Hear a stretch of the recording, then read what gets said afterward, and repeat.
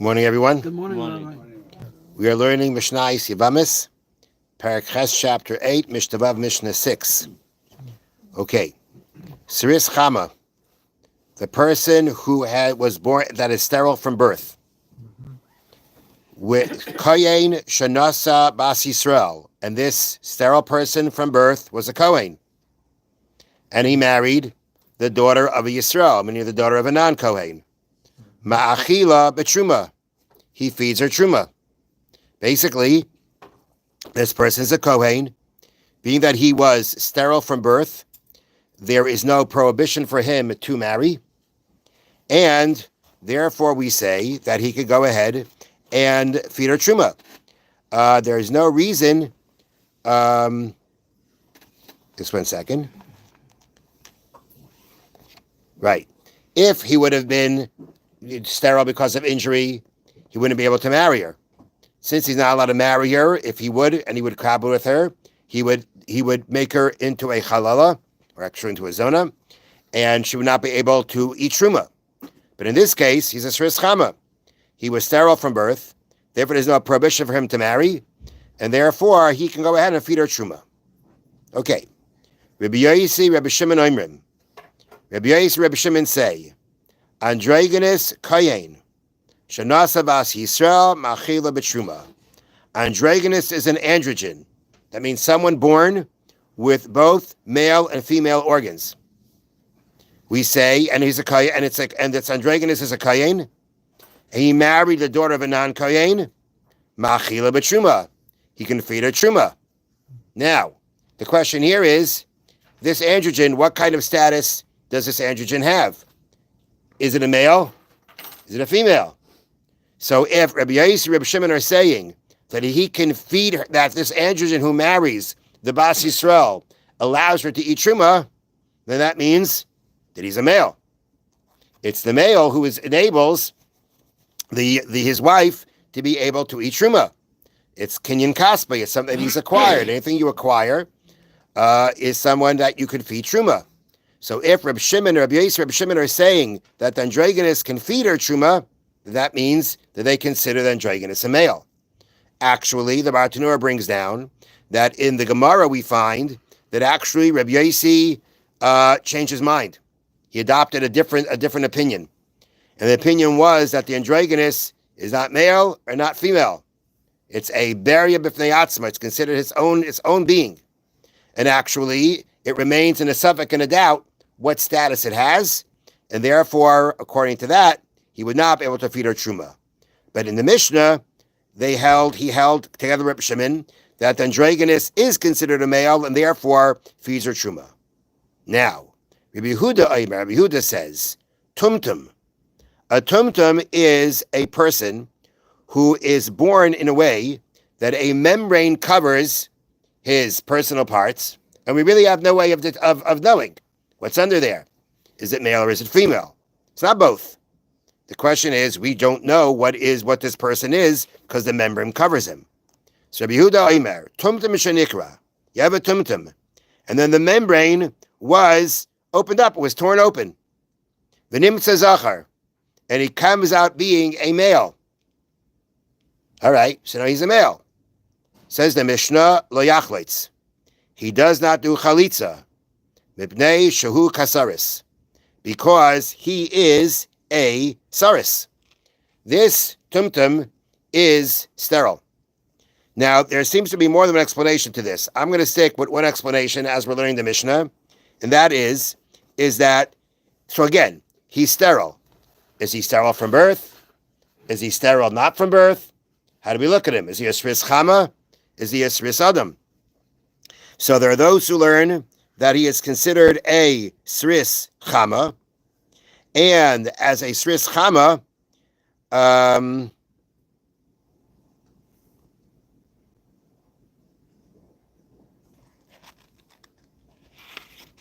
right, and as a sris chama, following the opinion of Rabbi Akiva, there is no yibam chalisa sris chama. The sris chama never had a point of time that he could have children, and according to Rabbi Akiva, that's the kind of sterile person who is excluded from the mitzvah of yibam. So if we learn like that, Rabbi Yehuda says the tumtum We see is a zachar, okay, and therefore, why not do the mitzvah of yibum? The answer is because he's sterile. He's considered like someone who's sterile. And he was considered sterile from birth, so therefore, it's not forbidden for him to marry, but following Rabbi Akiva's opinion, there is no mitzvah of yibum b'chalitza to such a person. Now, the Bartanura actually learned that he's considered a sris adam. He's considered like sterile from injury, and therefore, according to that, if Rabbi Yehuda is saying he doesn't do chalitza, so that means he follows the opinion of Rabbi Eliezer. Rabbi Eliezer was of the opinion that a person who is sris adam, a person who's sris adam, that's the kind of sterile person who does do chalitza because he can't be healed. The one sterile from birth could be healed, and therefore he would have the mitzvah of chalitza. So depending on when we say here in the Mishnah, when the Mishnah states that this saris, this sterile person, this tumtum, who now we discover is a zachar, doesn't do chalitza or yibum because he is a saris, the question is, what kind of a saris is he? Is he a saris adam? Is he considered like from injury? And therefore, according to that, if Rabbi Yehuda says no chalitza, that means he agrees with Rabbi Eliezer in a previous Mishnah that said the injured one does not have chalitza, while the one sterile from birth does. If you learn that he's like a saris means that he's like a saris from birth, that means Rabbi Yehuda is following the opinion of Rabbi Akiva, that he was the one who said from birth there is no mitzvah b'im chalitza to a sterile person. And that is what we consider this tumtum that is discovered to be male. Now, androgynous noisei. The Mishnah says now again, an androgynous noisei. An androgynous, an androgen, can marry avaloi nisa, but he cannot be married. That means that this androgynous, getting back to the androgynous discussion, this androgynous is considered a male. Don't forget, he has both types of organs. And therefore, he is considered, according to this Mishnah is saying he is considered a male, and therefore he can marry. However, he cannot be married. He cannot be treated like a female. That means if a man were to cohabit with him as if he was a female, because he has the female organ, that would be considered a homosexual act. That would be considered absolutely forbidden. So this person, whether, according to the Tanna Kama, whether this person engages in an act of cohabitation, whether it be treating him as if two males were to cohabit, what we call an actual act of homosexuality, or if it were to cohabit even through the female organ that he has, that would also be considered homosexuality because he's considered a male. And any kind of cohabitation with a male is absolutely forbidden. Rabbi Eliezer says, androgynous chayav alav skila kazachar. Rabbi Eliezer says, interestingly, the androgynous who cohabits with another man, like two men would, meaning performing a what would be considered a, so to speak, regular act of homosexuality, for that he'd be liable to skila. Skila, that punishment carries a punishment of stoning. But according to Eliezer, if let's say a male engages with him like a female, meaning he would cohabit with him into his female organ, that according to Eliezer would not be liable to punishment. That would not be considered an act of mishkav zachar, an act of homosexuality. And therefore, the Tanna Kama says no matter what, this person, this androgynous, is considered a man. If he's considered a man, no matter what a man does with him, is considered an absolute forbidden act. According to Rabbi Eliezer says that if you commit an act with him like two males would commit an act of cohabitation, then that would be considered mishkav zachar. That would carry with it the punishment of skila.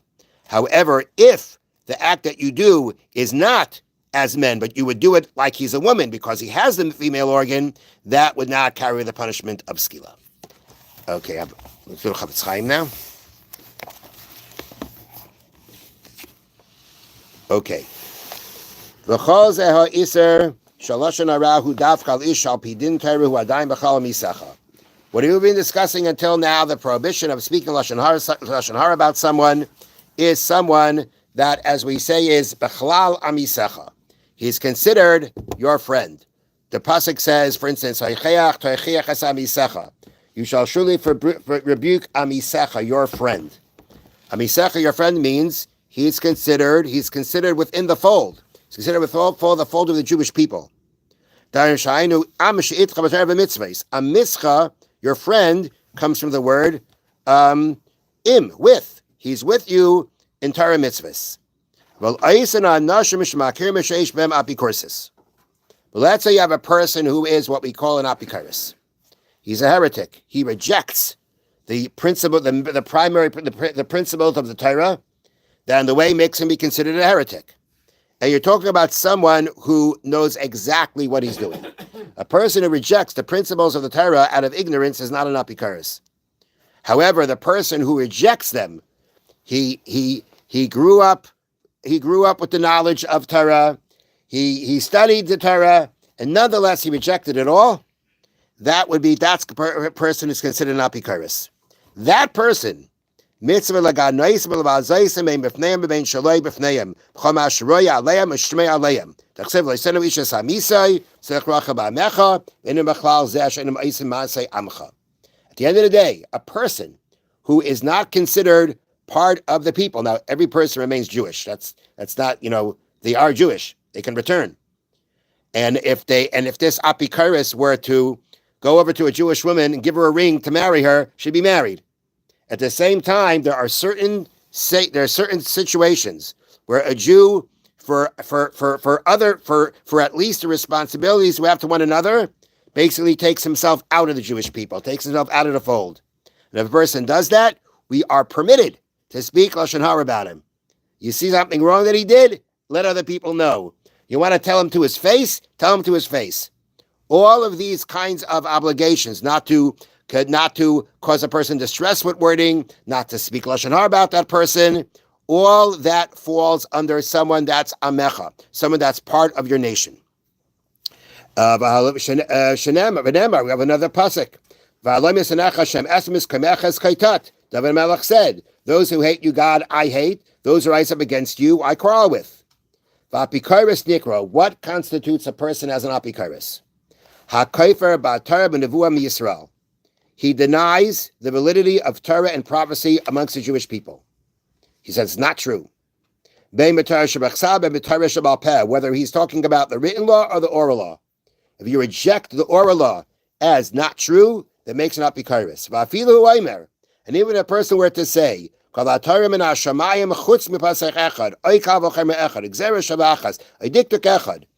says the entire Torah is from heaven, except for one pasuk, except for one verse, except for one mitzvah, except for one derivation through the process of deriving laws from the Torah. Even if he rejects one, gamhu b'chlal hazeh, that also makes him being included in being considered an apikaris. But again, we're talking about a person who knowingly does this. He knowingly does it. That's the kind of person that would be considered an apikaris. Have a wonderful Shabbos, wonderful day. Thank you, Rabbi.